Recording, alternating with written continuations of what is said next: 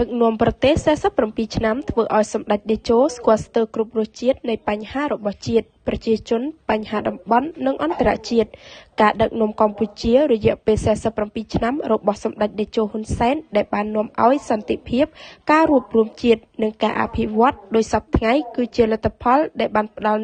ជូនប្រជាជនទូទាំងប្រទេសហើយប្រជាជនទូទាំងប្រទេសក៏បានផ្ដល់នូវសេចក្តីទុកចិត្តគោរពស្រឡាញ់និងគាំទ្រជូនចំពោះសម្ដេចនិងគណៈបកប្រជាជនចំពោះការដឹកនាំជាតិសម្ដេចតេជោហ៊ុនសែនប្រធានព្រឹទ្ធសភាយប់ថ្ងៃទី13មករាបានបង្ហោះសារបញ្ជាក់ពីខួប41ឆ្នាំចូលកាន់តំណែងនាយករដ្ឋមន្ត្រីដែលកាលនោះមានវ័យត្រឹមតែ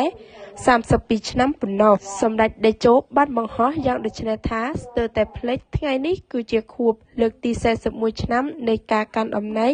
ជានាយករដ្ឋមន្ត្រីរបស់ខ្ញុំ14មករា1985ដល់14មករា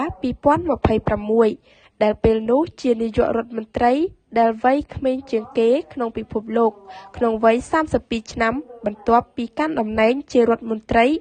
ក្រសួងការបរទេសខែមករាឆ្នាំ1979ក្នុងវ័យ27ឆ្នាំនិងជាឧបនាយករដ្ឋមន្ត្រីក្រសួងការបរទេសខែមិថុនាឆ្នាំ1981ក្នុងវ័យ29ឆ្នាំសម្ដេចតេជោគួរបញ្ជាក់ថារយៈពេលបំពេញការងារក្នុងរាជរដ្ឋាភិបាលរយៈពេលជាង44ឆ្នាំនិងនៅព្រឹទ្ធសភាជិត3ឆ្នាំសរុបជាង47ឆ្នាំធ្វើឲ្យសម្ដេចស្គាល់ស្ទើរគ្រប់រសជាតិនៃបញ្ហារបស់ជាតិនិងប្រជាជនក៏ដូចជាបញ្ហាតំបន់និងអន្តរជាតិ